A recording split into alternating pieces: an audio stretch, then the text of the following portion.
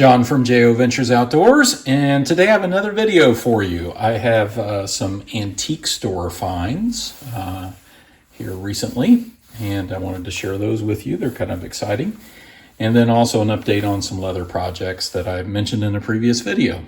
So first of all, a slight update, which is a little bit exciting on this Western fixed blade. Remember, I'm going to make a period, well, not exactly a period sheath, but something that looks very similar to that. And after I did the video last week, a gentleman reached out to me by email, a subscriber, and said, hey, I have a period shark, Western shark sheath, and I would be glad to send that to you as a pattern, if you want to use it as a pattern. I'm like, oh my gosh, I just couldn't believe. I mean, that's just a great example of positive interactions with humanity today. It does exist. And in this brotherhood, in this community, it exists. And that was very encouraging to get that email. I very much appreciate this gentleman. He put it in the mail that next day. He put it in the mail. In fact, he's putting another sheath in the mail for me just to look at. So I'll show those at a later time. So I've delayed this project. I had to work on some others, and I'm waiting on that sheath because that's going to help me a whole lot. So this is delayed just a little bit, and the owner knows that it's delayed because of that. So in the meantime, you remember I talked about the flashlight sheath from Edward that needed some adjustment, and it came in, and I've been working on it. So I got it all taken apart, and I've taken this belt loop off. I need to sew this. I've sewn this up here. You can see the previous stitching holes, which he understands those will be there. And I just put some stitches in it just to cover those up. You can see them there. There's the 3 that I have done so far. I've stitched this on. This is glued. And then probably what I'll do is just stitch this back together. I don't even know if I'll glue it or not, because I'll have to be able to move this to find the holes. So if it's glued, I'm not going to be able to do that. So I'm probably just going to stitch it back together. I think that'll be fine. And I also did some adjustments to the flap here. It really was too big, and he suggested a couple of things. So we trimmed the edges on this a little bit. First time I've ever made this before, so appreciate Edward's patience and sending that back to me. So we'll have this done here pretty soon. We'll send it back to him. He has another project, the Altoids 10, that will be a little bit later project. But in the meantime, too, since I had a little time, I've been working on four slips for a gentleman. And this one looks a little different because it's going to have a concho on here. So there's 4 slips that are ready to go. Got dog tracks and JOs on the back. These haven't been shined up or anything, so that's why they look a little dull. And so that's mahogany. This is dark brown. This is the forest green. And this is the black with the jigging. So they turned out good. Those will be done here pretty soon. Then we'll put some lanyards and things on those. So there's the leather projects. I hope you enjoy hearing about those. People seem to really enjoy hearing about my leather projects. So just give you a little update. And then I went to an antique store not long ago, and I picked up a few things that I thought were pretty cool. First off, I found a little Rough Rider, and I think this is the 641. It's a little lockback, and man, they didn't want much for it, and I just thought it was cool. Very nice, cool bone. I'm sure they're probably imitation, I don't know, but look at the centering on that. No blade play, 440 stainless. It's got the script Rough Rider. I think this is a 641.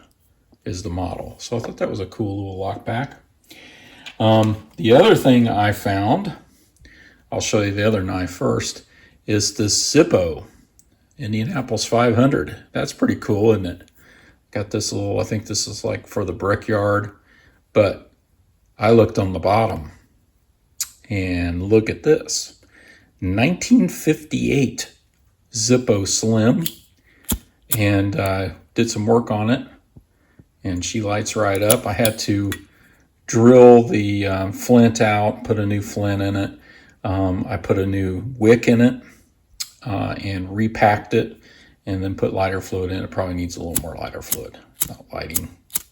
There it goes. It's not lighting quite as good as it was here just recently. But I thought that was really cool. 1958 Zippo Slim. Thanks to Terry's Knives and Man Stuff and Big J for helping me date that. And then the other thing I found is this. And I've cleaned this up. I worked on this quite a bit. This is a bluegrass blades. Bluegrass. And this is, I don't know if you can see it or not, it's a Belknap Hardware, Louisville, Kentucky, Barlow. And so there's some great articles on all about pocket knives. I'll put some photos up here too, some photos for you, but there's some there. And then also I had another article that I found. And so the company, Belknap Hardware out of Louisville, Kentucky, became one of the nation's largest wholesale enterprises with nationally known quality brands, among which Bluegrass, and they made all kinds of tools, was the most readily recognizable. John Primble Knives, developed by an employee of the company, became a Belknap brand with its own division, made in Louisville between 1947 and 1985 by the John Primble Belknap Hardware. So the Crusader manufacturing brand of Belknap included contractor shovels, hammers, hatchets, axes, drawing knives, carpenters, pincers, planes, screwdrivers, hand drills, wrecking bars, bit braces, auger bits, chisels, pliers, wrenches, tin snips, and tin sealings. So other popular Belknap manufactured products included rifles, guns, padlocks, lawnmowers, and bicycles.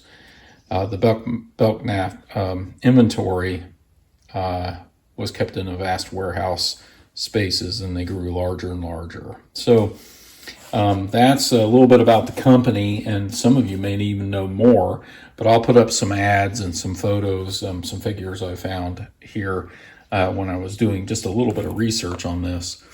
But this is quite a find. It's got Delrin saw cut covers here.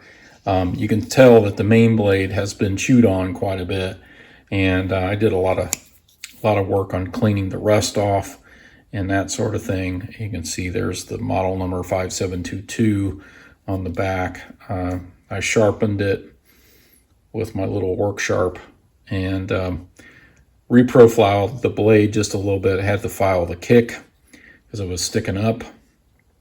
I did a lot of cleaning on it.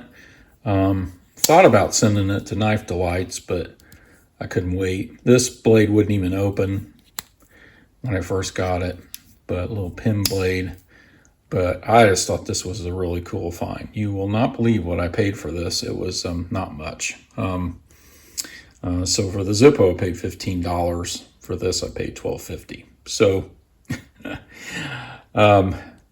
pretty good find. I think I paid $8 for this. That was probably about the right price there. But very cool find, and enjoyed that little trip, and thought you'd want to see this.